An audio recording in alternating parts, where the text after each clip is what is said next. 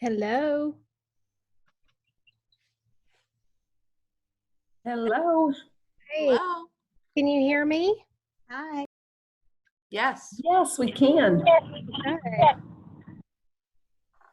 Just making sure. Morris should be coming on any second now. I'm Oh, here. there you are, Morris. Okay. Hello, everyone. How's everybody today?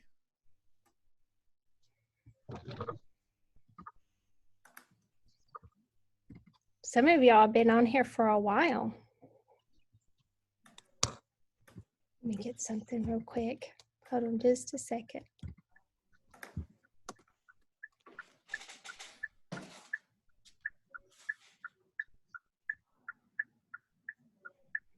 I hear a blinker. Yeah, somebody's driving. So, I'm gonna put some links in the chat for you guys.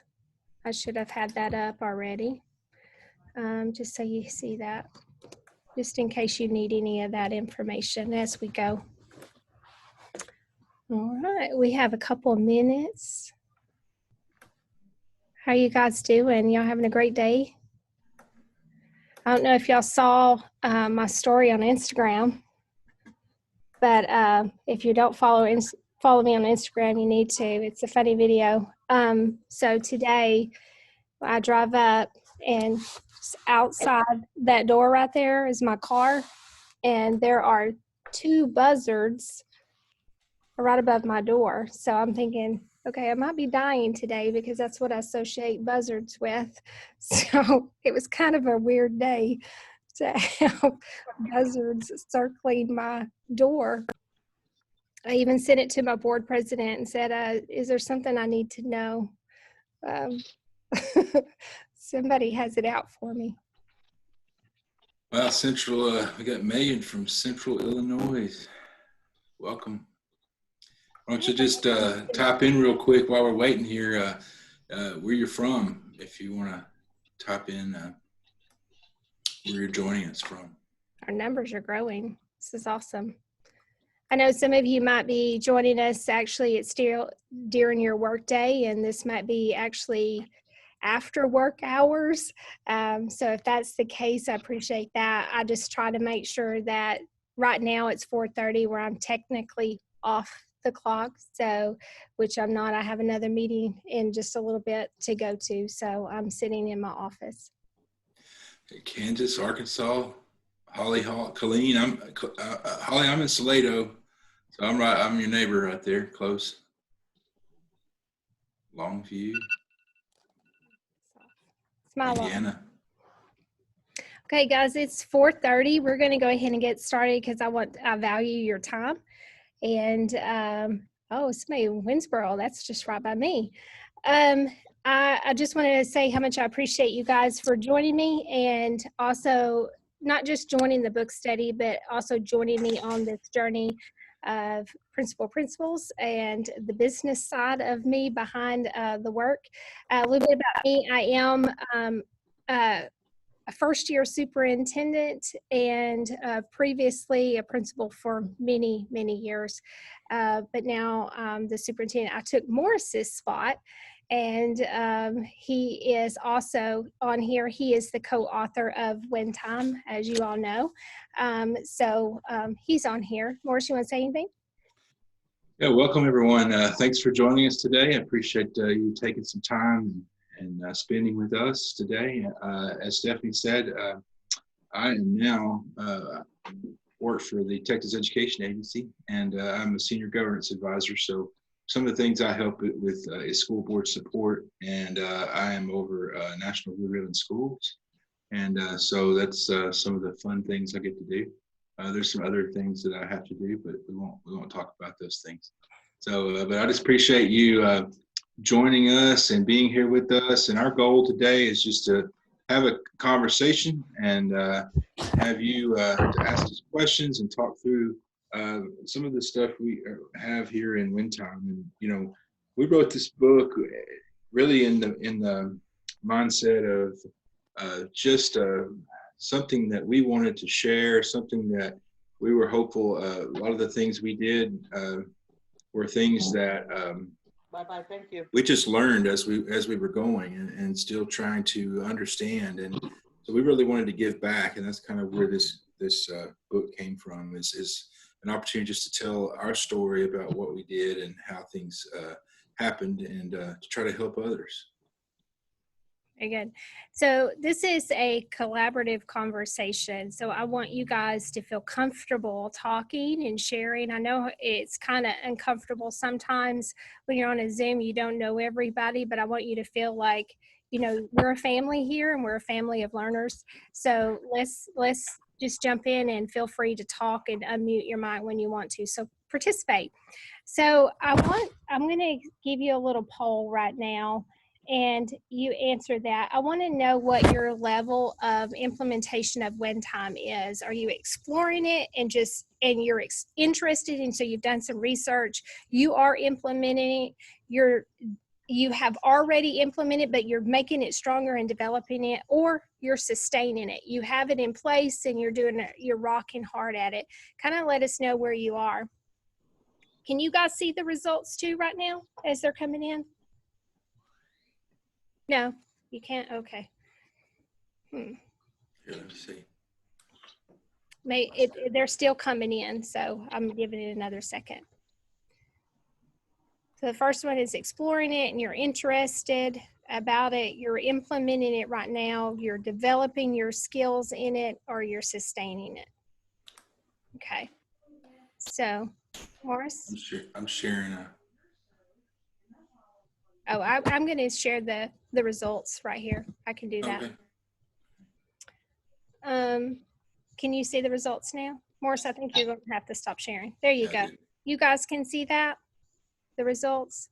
Okay, so the majority of us are exploring the idea and very interested on trying to get these systems in place. It's very good just to kind of see the level of where we need to send our conversations around.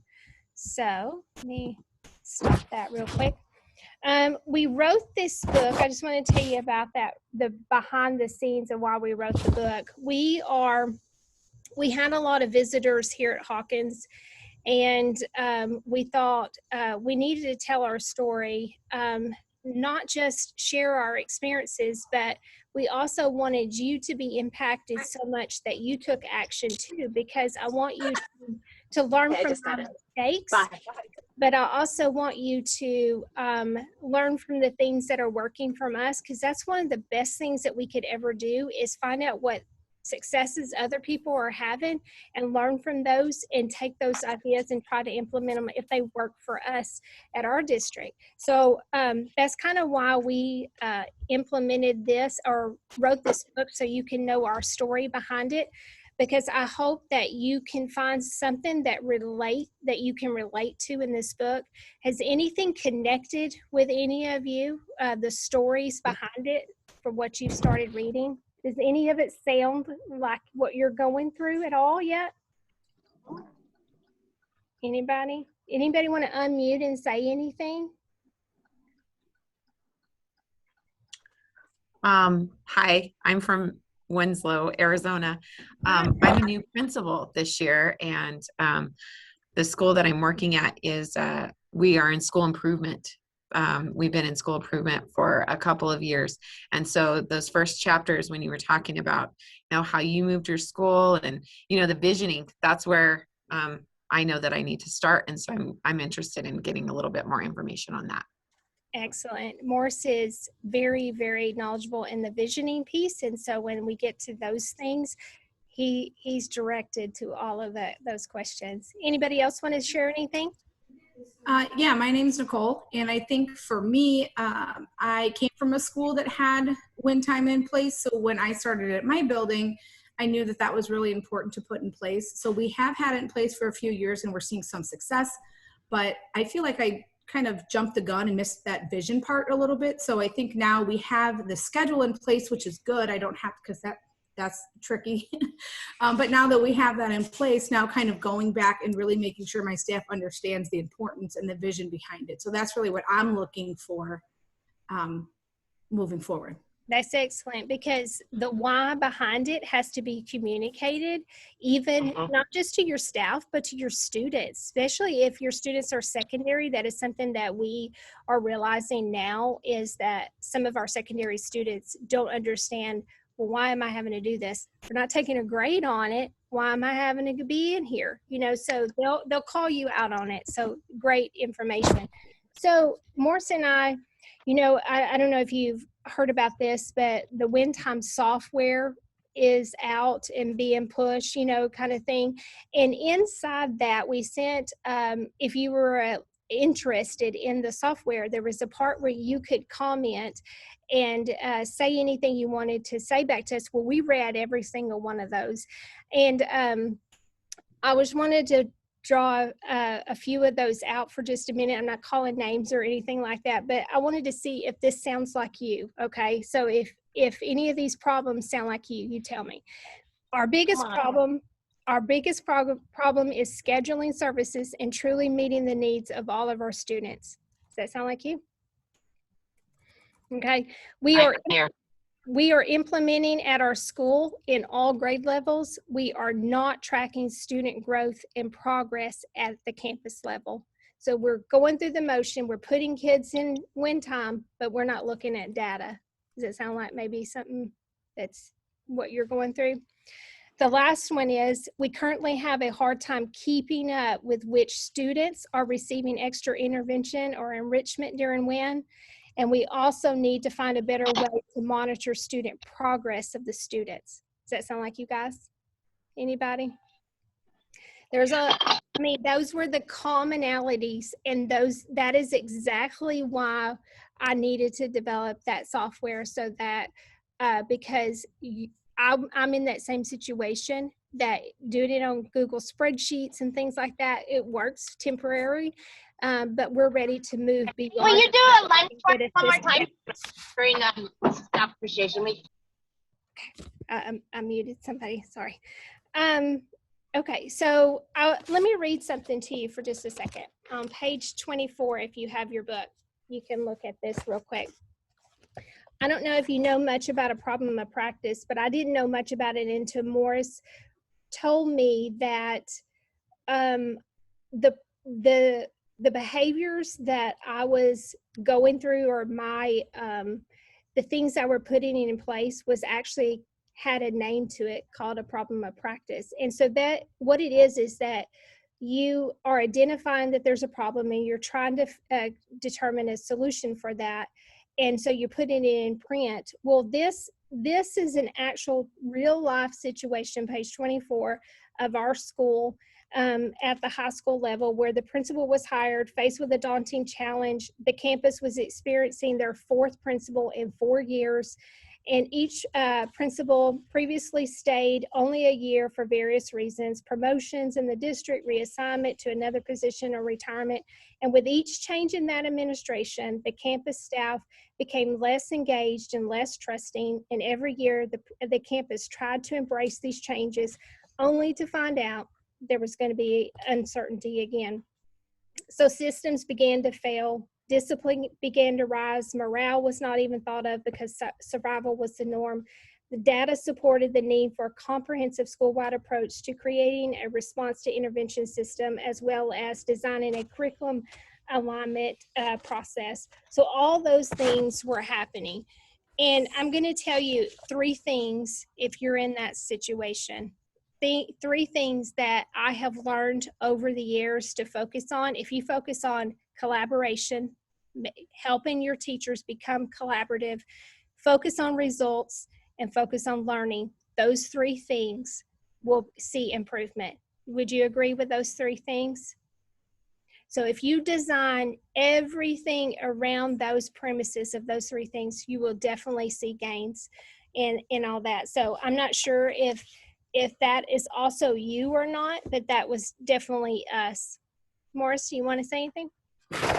Yeah, one of the things that Stephanie does a real good job with principals is trying to produce things that helps you develop skills and helps you develop things and have you leave with something. And that's one of the things why that when we structured this book, we structured it with these problems of practice. And so each chapter you'll find different scenarios that hopefully, just like she read to you a moment ago, some of the things that we had some feedback with some of our folks in the foundation schools, those are problems that they're going through and trying to, so each chapter has an actionable piece at the end of it. And we structured this book where you don't necessarily have to read it from front cover to back cover. You could actually go to what you need. That's how we decided to do the book, is to what you need, because we know that you are busy. We know that things are going on, and especially in our current environment. So if there's something you need, you can just flip right to that chapter. There's an example of a problem of practice at the end. It's based on the Carnegie model, 30, 60, 90-day plan that we've actually put into our win time matrix, that you can go in and then help to draw out your own problem of practice and do that 30-day scan and look to see, okay, here's my problem. What do I need to do? How, I need to focus on collaboration. I need to focus on a vision. I need to do these things. And then 60-day, going in and looking and kind of get the focus groups and trying to understand what you need to do. And then finally getting that 90-day plan so you can move forward and help to solve these problems. So that was really our goal in mind, is to try to do something that's going to help you. You've got to hopefully some of this work in here will help you build some knowledge, and then that problem of practice will help you build those skills to build those things out, and then to move forward. So that was really some of our intent. But that problem of practice piece is so huge, and just having a way to monitor it. And I noticed someone mentioned progress monitoring. That is just key. I mean, developing the problem of practice is one thing, but then putting it into action and putting things into practice is what is so crucial and so important. All right. So guys, I want you to feel success. So I want your campus to be successful. I want your teachers to feel that. I want you to feel that more than anything. So I hope that you find value in the book and in this book study, and of course the software as well. So we're going to jump right in real quick. What does transforming your school mean to you, and what does that look like? What does that transforming your school look like to you, and what does it mean? Does anybody want to say anything? Morris, you want to say anything? Well, I think to me, it begins with mindset. I mean, when I came into to Hawkins in 2016, well, the first day on the job, the CFO came up to me and said, "Oh, well, we got our values in. We have lost $400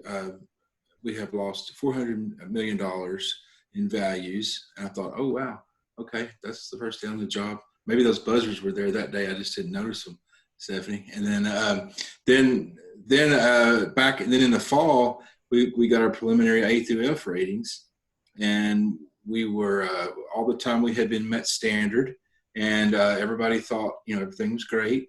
And then all of a sudden, we got our preliminary ratings, and we were FFDF. And I thought, oh my goodness, lost $400 million. Now we're FFDF. I really picked a good one here. And so I knew at first that I had to start building some urgency. I had to start thinking about mindset. And I mentioned a while ago, we can talk about hopefully that we can build some knowledge and some skills, but really mindset is key. And I think that's one thing that we started right off the bat as we started looking at mindset. Carol Dweck, growth mindset. We started doing some studies with that, and I think that was one thing that was key, because everyone's scared of change. But if we talk about growth, we can talk about mindset, and that's what was very helpful in starting the journey for us. So we know that transforming is not going to happen overnight, guys. We went from that F to an A in 1 year, but there was work prior to that he came in 2016. I came in 2017 to Hawkins, and there was work that he did the previous year that set me up for success. And so I just want you to understand that transforming it is a timely thing that you're going to have to be very intentional about. and planning it is something that's communicated day after day, and then you measure it over time. I suggest you guys write down where you want to be, where you see the end of your school being. What does it look like for you? What does success look like? And map that out. That's one of the best things that you could ever do, is like, okay, this year we're going to do these things. We're going to put these things in place, because it will be the foundation for what they're going to do the next year. So you're going to have to build that up, but you need to write those things down so you stay on that path. It's called an action plan. I wanted to tell you about a book real quick. If you haven't read this book, read this one next. Of course, finish WIN time, but read this one, The One Thing. And let me tell you a little bit about this book. The author of this book is a successful real estate agent. And I read a lot of business books, I guess, to understand the business side, because, you know, we went to school for educators. And so I'm having to learn the business model things. And so I read a lot of business books, but I read this one a few years ago. And it was one of the first books that I introduced to my staff in 2017. And a little bit about it, he talks about that he realizes that his success is all dependent upon all the things that he's doing every day. And he realizes that when he is juggling less things, he's more successful. I just had a conversation with Morris today that I feel like I'm juggling so much that I may not be great at anything right now. Do you feel that way? Because I'm juggling being a wife, a mom, a superintendent in a first year. I mean, that's about to kill me. You know, of course, my business, I sleep 4 hours a day. 4, that's all I get, because I'm doing so much other stuff and trying to keep up, where now I'm to the point where I don't know if I'm good at everything right now. I feel like everything might just be a mess, and I hope this book study's not one of those things, but it's a mess right now.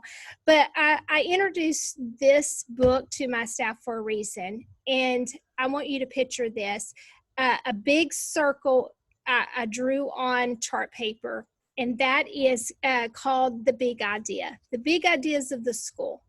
And then inside that big circle is a very little small circle called the small focus. And what I did is I asked the staff to write on a sticky note and put inside that big circle all the things, one thing that they're just going to focus on and be really good at it this year. That's all I ask. Just one thing that you're going to be good at this year. Because when you're very mindful of that one thing, you're going to get really, really good and solid at it. That's kind of just the same mindset. If you have a teacher that's underperforming, you give them a long list of things that they're going to have to improve upon. They're not going to ever accomplish that. So you've got to narrow that down. It was telling me about the study behind that, and about how many goals that you should actually set, and that is achievable. What do you want to say about that, Morris? You know, Franklin Covey, Stephen Covey fame, has done research on, you know, how many goals you should have. And, you know, 3 to 5 is kind of the sweet spot. You know, if you do 7, if you do 8, if you do 10, it gets to the point where I was in a training yesterday, and someone said, yeah, your mind becomes oatmeal. I said, exactly. You get to the point where you can't think, you can't do it. I mean, because there's so much stuff you don't know what to focus on, what to get really good at. So, yeah, that 3 to 5 goals. So many times, if you can focus and put the focus on what is the main thing and identify that, and that comes through a lot of the things that we're seeing some good things in chat. I mean, those are, you know, teachers and parents speaking the same language, starts with morale and staffs, having a united vision, positive, helpful culture. You need to make sure what is most important. And that's where the visioning and the conversations come in, is to trying to really get to the root of what those big things are, and then focus on those and get really good at them. And then next time, you know, I'm a little country. it's like peeling an onion. You got to get that first layer, and then you go to the next layer, and then you get into that where you get into and start building a win, start getting forward, start getting some momentum and moving forward. And then that will help you feels a sense of accomplishments too. If you've got something to focus on, you can really get good at it and you are successful at it, then things just begin to take off and start getting better and better and better. So that's very important, is not to get too much on your plate, and making sure, that's why the vision is so important, is to focus on those big key things. All right, guys. I mean, it's when you're reading a book and sometimes you're thinking, I just want to get to the meat and potatoes of the book and actually get to that part where I can implement win time. But if you skip all of this other, you really need these pieces to lay that foundation so that they understand the reasons behind the transformation and that they're involved in it. So don't skip over these 3 chapters to try to get win time implemented, because these things make win time successful. So we have a question. I don't know if this is really we'll answer it and then we can come back to it too. But just how do you involve parents in the process so you could all be on the same page? For me, as a principal on here, or a former principal, I would think that would just come into lots of communication about who we are, what we are, and what we're doing. We're trying to support the students. We're putting these things in place to make a better school for everyone. So I think it just becomes part of your talking points for your staff and your community. You could do a lot of things through Facebook Live or videos or newsletters, things like that. And I stopped doing paper newsletters because I realized they weren't reading those, so they became digital now. But I would say just the communication piece of that. So guys, just think about this. I mean, this is something I said that you can do with your staff, but somebody else that wrote in here, this is something teachers can do for their students as well. If you are in a central administration office kind of position, this is a great thing to do with your principals, and then principals do it with teachers. You just want to be very aware of all the things that you're asking your teachers to do, or all the things you're asking your principals to do, because you're not going to be successful at all of those things. They're not going to be. You're going to get greater results when you narrow those things down and keep them centralized around your focus area and what that's going to be. I wanted to tell you this quote because it's one of my favorite quotes inside the one thing. And I have to repeat it several times because you're going to want to write it down. So it says, the things that matter the most should never be at the mercy of the things that matter the least. The things that matter the most should never be at the mercy of the things that matter the least. So small focus. Those are the most important things. Oh, thank you, Morris, for writing that down. I was like, man, somebody wrote that down. That was Morris. Thank you. All right, so the next question is, what has kept you from transforming, or what barriers are you experiencing from moving forward? What's keeping you from jumping in there? I think, of course, the biggest thing that we all have in common in this space is COVID-19. And we all have barriers that we're all facing because of that. And I don't know if you're in the same situation, but our gaps are much bigger this year than in previous years. You feeling it? So, I mean, our data is still not where it needs to be. And we've got to get ahead of that curve. We've got to get ahead of that data. So that is definitely a barrier. Is COVID. But as a school leader, we focus our energy most of the day in what is happening around us. I call it the whirlwind. And we talk about this all the time. We're engulfed in all of the priorities and all the things that are happening around us, and we're expected to know everything and do everything all day long and keep all this in our mind and things. But what that happens is when we're trying to juggle all these demands is that, of course, we're not good at it, but you've got to be working on your goals of the campus and meeting all of those things that are happening throughout the day, the ARD meetings, the parent meetings, the phone calls, the teacher meetings, the PLC time. All those things are happening, but you've got to stay focused to meeting your goals. So just be very mindful of your day, your schedule, your agenda, things like that. Stephanie, that goes back to a question, since you said that about keeping, it says, what did you have them do in the smaller circle? When you were talking about the big circle and the big ideas, what was the smaller circle? The small circle was what they put on, they just put it up on the chart paper, was on their sticky note, was the one thing that they were going to focus on, their small thing that they were going to focus on. They were going to take all the things that were on their plate, but they were going to take one thing and just get really good at it this year. And I think that kind of goes into what you're saying with the whirlwind. If you know all those priorities and everything you have, and if you can draw that focus down into what is most important, it really, really helps. Because all of this begins with ourselves. I mean, we have to start, and we have to be, and we have to model that. On page 26, I'm the vision guy, so I'll get into I'll jump in a little early into the vision chapter. But on page 26, in the first full paragraph there, it says, as a leader, we will face many obstacles with the organization we have been entrusted to lead. How many times have you encountered a leader who had no vision? I've seen leaders who could address the daily problems and issues around them, but had no sense of direction to lead the organization to common ground or greater expectations. Often, if we just watch and listen, we can learn from the leaders around us, both positive and negative.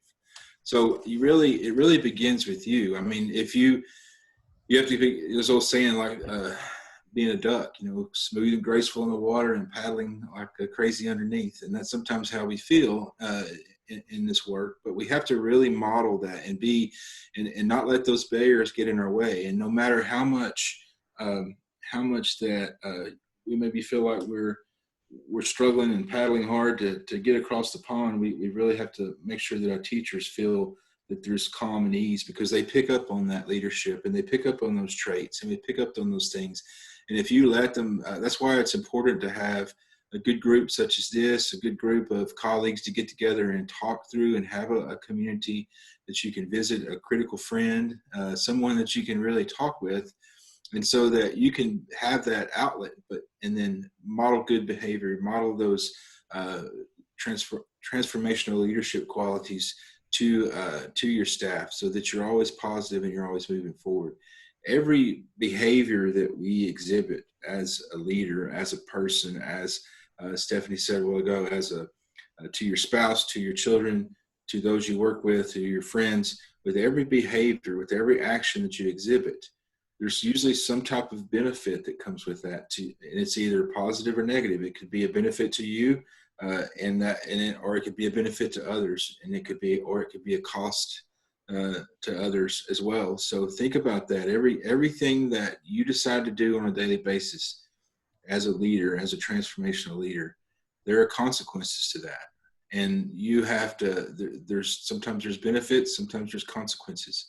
So you have to keep that in mind, and even as hard as it gets, have those outlets and have those friends that you talk to and get those burdens off, but then be that transformational leader. Because I've had those that I've learned some wonderful things from some not good leaders, and that I would maybe not want to replicate, but but really be that leader, be that one who keep in mind and push things forward, and be that transformational leader that I know you are.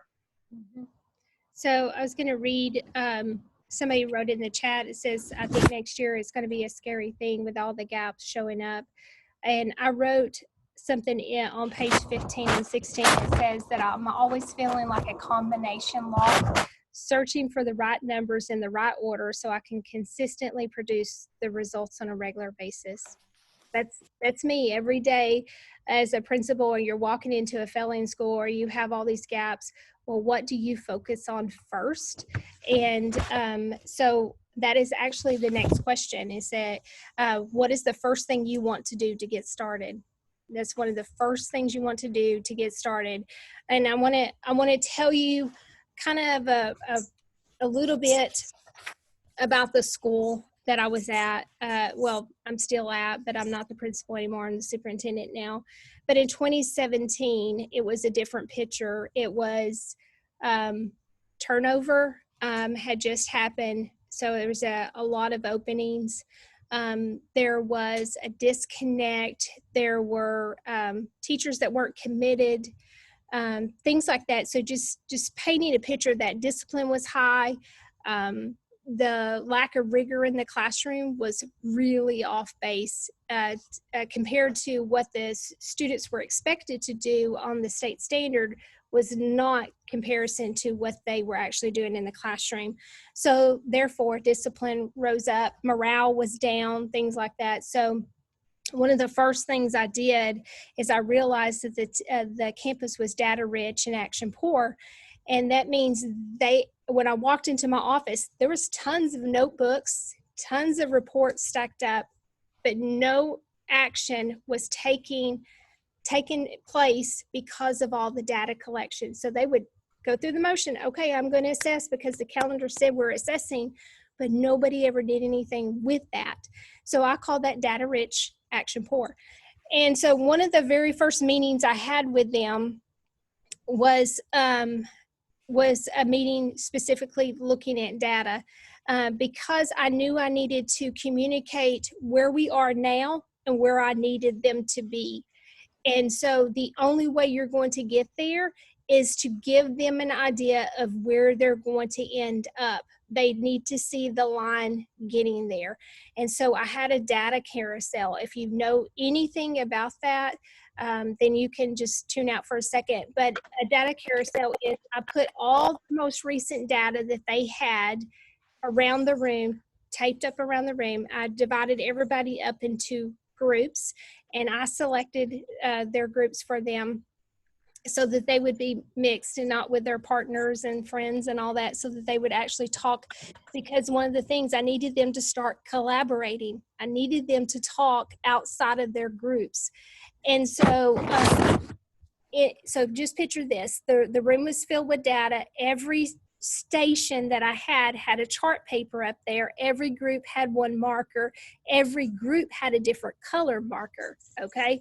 So I knew when they were finished and rotated all of them because all the colors were listed on side the chart paper. So what they had to do is read the data and come up with some understandings of the data from that. And what we did is at the end, we came all back together and looked at, okay, what's common in all of those? She read all of them and come up with some discoveries and discussions based off of that. And their understanding of that was that we needed to focus on writing. Campus-wide, everybody from the music teacher to the PE teacher to the classroom teacher to the interventionist, everybody needed to focus on writing. Because when you read more, you write better. When you write better, you read better, things like that. So we just thought that would help everybody. And it's also, if we were focusing as a true PLC model, because they had no idea what that meant, is that it was everybody's responsibility. Everybody was responsible for getting us where we needed to be and making some kinds of common understanding of where we needed to be. So that's kind of one of my first meetings with your staff. So you got to think about, what is your first thing that you're going to get them to move beyond. Mine was collecting data and doing nothing with it. Mine was collecting data. Let's make an action plan and stick with it. And so from that meeting, every data meeting was, okay, what are we learning from this data and what are we going to do differently from that? Celebrate the good things and then make an action plan to improve on the areas that need to be improved. Yeah, and that's what we had a question And Kim, as a new principal, how do you start creating a new vision for the school? And we'll talk about that. But as Stephanie's saying, the most important thing is starting with the data. On page 36, middle of the page, it says, if you struggle where to begin, then begin with the data. Solid decisions will always be based on solid data. In our district, after asking why and reviewing data, I could tell we needed to be standard-centered and learner-centered to ensure everyone received what they needed. So, you know, that's what, even before Stephanie came, we realized that our teachers didn't really even know their standards to the level to. So we really spent some time investing in that. Then, as she said, going in, looking at the data and understanding what to do. That's what we were talking about earlier. Being in that whirlwind, there's a whirlwind of data out there. You've got to be able to sift it down to the point where you can understand what is important to look at and what is important to focus on. And some of those things that happened as a result of that went on with some of the writing initiatives and things we did, went on to create some systems that we put into place that were very impactful to a lot of our content areas and a lot of things that happen down the road because of those resulting meetings. So sometimes you don't know exactly where it's going to lead, but the main thing is, as I was reading previously when we asked you what it meant to transform schools, it came in the dialogue, it came in those professional conversations, it came in having a professional conversation, because that wasn't occurring.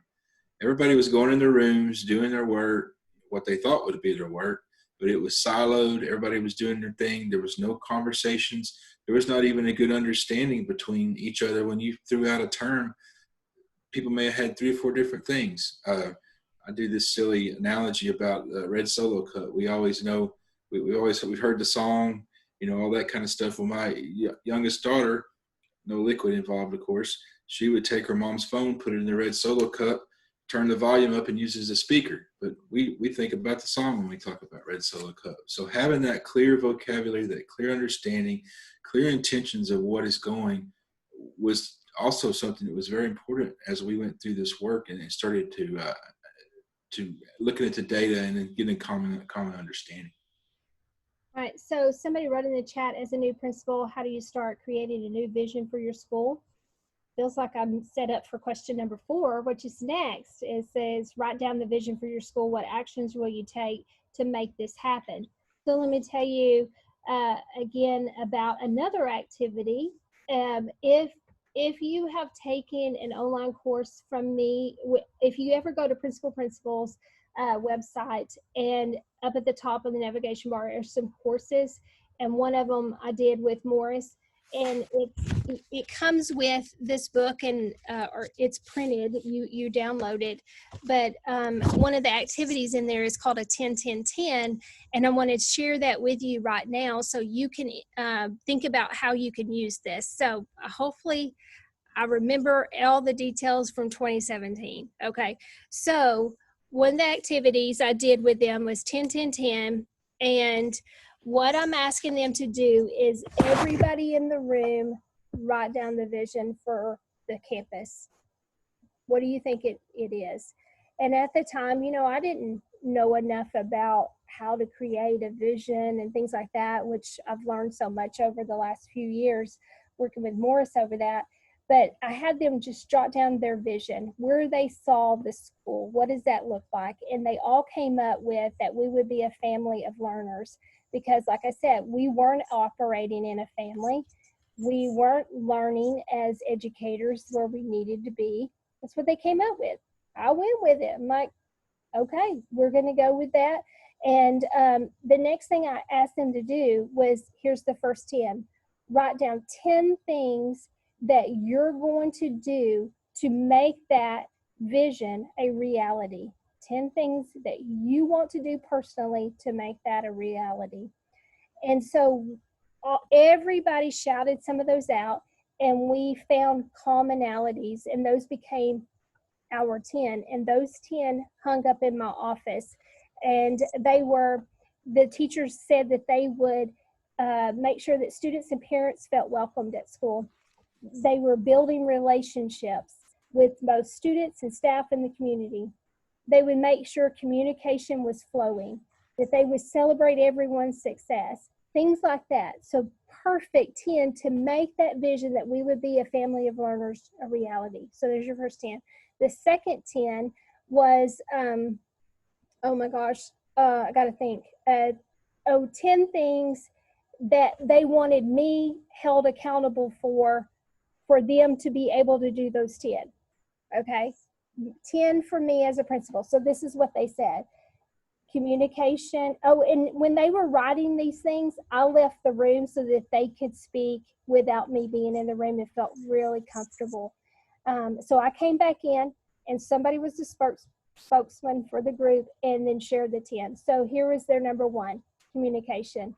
You could tell that that was a problem for many years on the campus. Communication. They wanted me to be supportive, to have encouragement, to have an understanding and be approachable, reasonable and clear expectations for them every day, appreciation.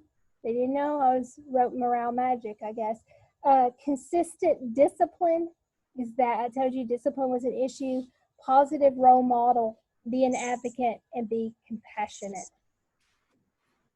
That didn't cost me a dime. That's just me doing those things to help them be supportive in their role as educators so that they could make that vision a reality. Guess what the last 10 was? So the teachers wrote their 10, that they would make the vision a reality. They held me to 10. What do you think the last one is? My 10 to them. So when I left the room, I was writing 10 things down that I was going to hold them accountable for so that they could do the same.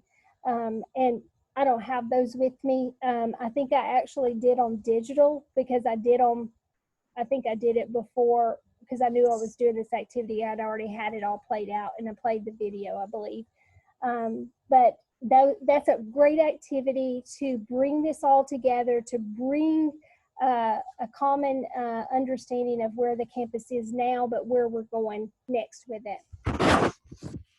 Yeah, and what that activity does, it helps to get buy-in. It helps to get them involved in the visioning, and that is one way to do it. And what we had as a district vision was to be the model of a learner-centered school. And so the family of learners was perfect to tie into that. Now we've had a lot of questions about how does that work? How do we do it at the campus level? How do we do it at the district level? Currently, I'm over, like I said, field support, board support for the state, and do a lot of visioning work with districts. Well, there's different stages of districts in their visioning work. There's some that do it really, really, really well, and some that don't. And so I think one thing just to keep in mind is that you want to make sure you know what it is if you have one in this district, and you keep that aligned. You let your supervisor know what you're doing and all those things. But I think you have to have some type of vision there, even at your local school, at your campus, about what you're doing, an instructional vision. And that's what we've really focused on. Stephanie and I started building this out, a few years back after we had we saw some success with it. And, the other day I was in a meeting at the agency, and they were talking about with effective school framework, we really need to think about an instructional vision. And I thought, well, yeah, Stephanie's been doing it. We've been doing that for a couple, 2-3 years. But it's really important that it is just like she did with the 10-10-10, that there's clarity and there's understanding and there's focus on what you're doing. And there's not, it's something that is, you have some guardrails, you have some non-negotiables, and you have some areas that what is important and what is expected. And I think oftentimes we get lost in the lack of clarity. We get lost in things where we say we're going to do something and we don't follow through, or we say we're going to do something and there's not that follow-up, there's not that that piece that will allow. And that's part of being that transformational leader I was talking about earlier. Those are things that you've got to do, that follow through. You got to make sure you follow up. You got to make sure, someone mentioned earlier, that progress monitoring. That's so important, because if you don't do that, it's just, you're falling back into old habits. You're falling back into old patterns of just great intentions, but not much action. It's like Stephanie said, data rich, action poor. You have all this data, you have all these intentions, but you're not putting any action forward. So that's really important, that in order to help format that vision.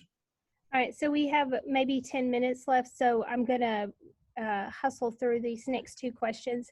To what extent is your school or your district excellent, meaning achieving exceptional results? One of the best things that you could do is write those things down, because you want to be able to identify the things that you're doing great and celebrate those things. It, for one thing, it boosts morale, but it also showcases your focus on the positive things and not always drilling at your staff and say, guys, we've got to do this better, we got to do this better. But it focuses on the things that you're doing well. So here are the 4 things I think that we're doing well, or we're making great strides in. Is we have the best staff. That's number one. We will tell you in a heartbeat that the success of this school is because of the staff, and we invest in them. The staff is your number one predictor of student success, so you want to invest your time and energy into those people. The PLC model, we are very intentional with that. Now, I'm going to tell you right now, I haven't had an extensive amount of the PLC model, but I've learned a lot over the years. Our goal is to know every student by name and need, and that's where WIN time comes in. So that'd be our number 3. And then our mentoring program, which also supports number 1, growing your people. We have a mentoring program that we started a couple of years ago that we, just take care of our new staff to make sure they have the support that they need. So keep your view on the things that are bringing your great results to you. Celebrate those things and hold all of your expectations to them and behind them. What do you believe that, what do you think these things, or why these things become excellent? What do you think the common denominator is in that? Some of you said it earlier. Yeah. It's vision. It's vision. Having a vision, having that clear understanding, and going through those things, really having those conversations that we've been talking about, and then coming out with that and having that clear vision of where you're going. Because, it's like I'm going to show my age, but, when I was a kid, we'd go on vacation, I'd pull out the map. You never could fold that thing back once you got it out. But anyway, you'd look to see, it was so much fun to look to see where you were going and where you were driving and all that kind of stuff. Well, that's not a whole lot different than what you're doing. If you don't have it mapped out, you don't have it lined out, you don't have that understanding of where you're going, then it's like driving in the dark. You don't know where you're headed and what you're doing. And that clarity of a vision, that inkling of understanding where people can see. I had a person that had been at the district and came back and said, that's so much the problem. Nobody knew. Everybody was doing their own thing. Nobody was pulling together. No one was pulling in the same direction because they didn't understand where we were going. They didn't understand what we were trying to accomplish. And that has been huge for us. So the last one, Morris, if you'll just spend a couple minutes on that. Does your school or district integrate their values into the behaviors that can be transformed, the practices and systems of your school? And why is that important? That just falls back in the core values. That is a big thing to do with visioning. With Lone Star Governance, what we do and talk about is really talking about some of the stuff that has to do with your values of your community, the values of the school, and really getting into those non-negotiables and understanding what those are.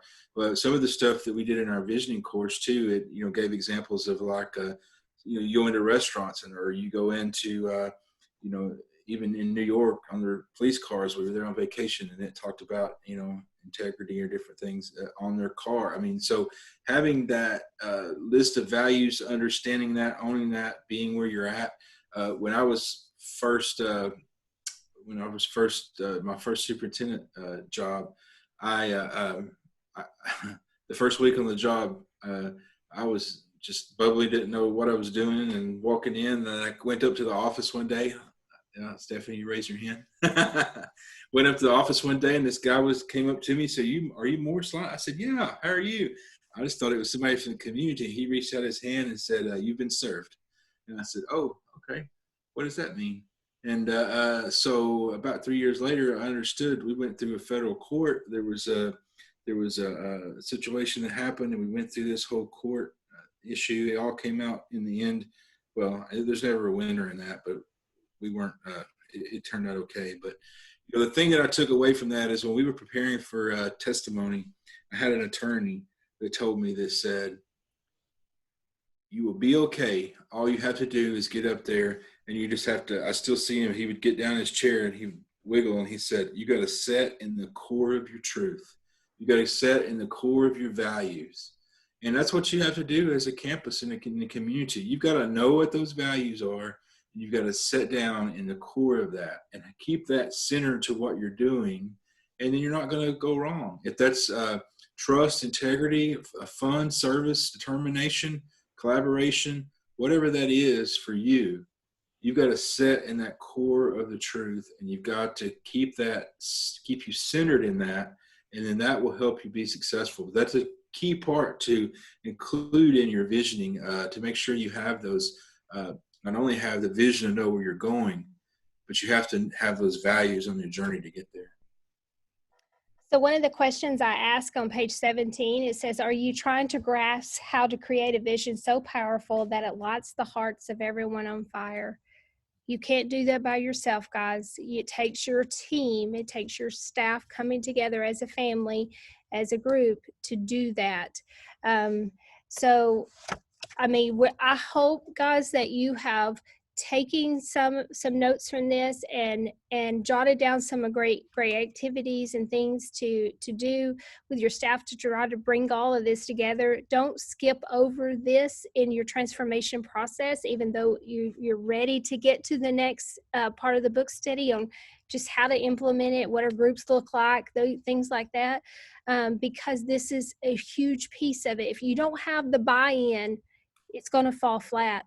I'm going to tell you right now, if you don't have your staff all in, committed, stepped into that circle, stepped into this room saying, I'm doing this with you, you're going to have a constant battle on your hands, and you're never going to be successful at that.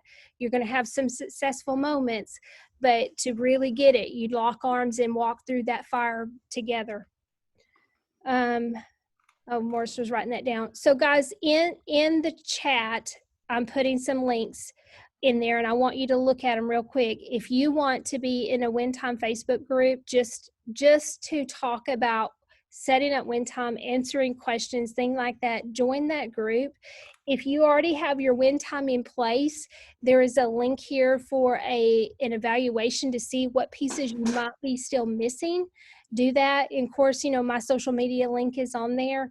And if you want to sign up your school to be in, not a foundation school, because the foundation schools have already been selected, but this link still works, to get WIN Time, the software, when it is finished in June, there's a link for that as well. So I just want you to have all those things. So next week, same time, same day, on Tuesday afternoon, we'll meet again, and we're going to talk about how WIN Time is set up in your campuses and go from there. Will that work, guys?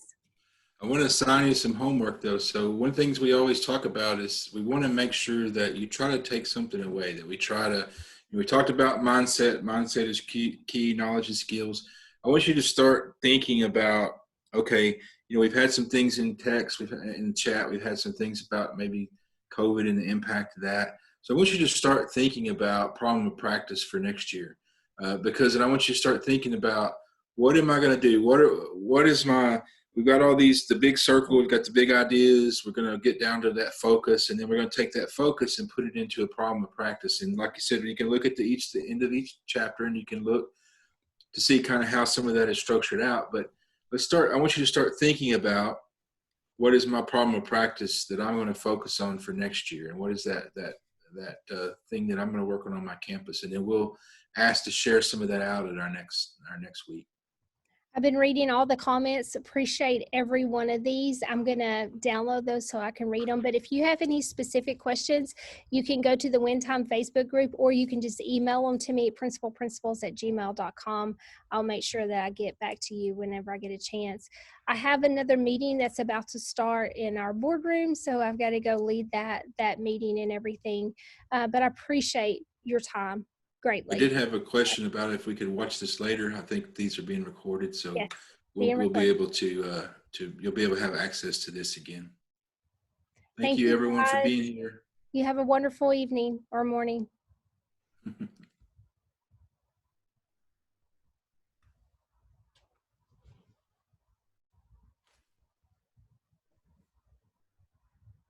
Hey.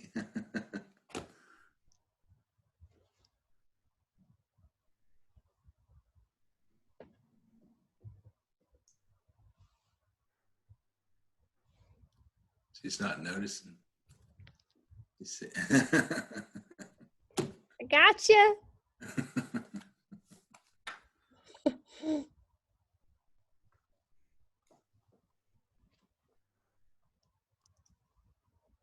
All right. Signing off. All right. Bye, everyone. Bye. Bye. I was gonna say, it took you forever to figure out it was me. Yeah, it's like your hair looks different. I bought a new wand. I can see. I'm like, your hair looks different. I had to surprise you. I know. I'm growing my team. I had 2 people in today. I Awesome. love it. I love it. But bye. Bye. Bye.